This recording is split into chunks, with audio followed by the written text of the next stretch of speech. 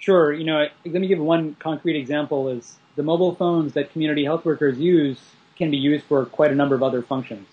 We already know, for instance, that in the Millennium Villages project, that there have been there's a public sector transportation or emergency response systems, but there have sprung up a whole line of people with motorcycles, other sort of vehicles that they've outfitted to carry sick people to a clinic.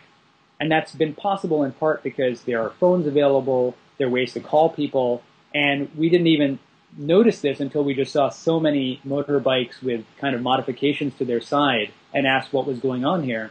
And those are, the social entrepreneurs everywhere figuring out a transportation problem and matching it to a health problem, and enabled by a technology that allows people to know where to go.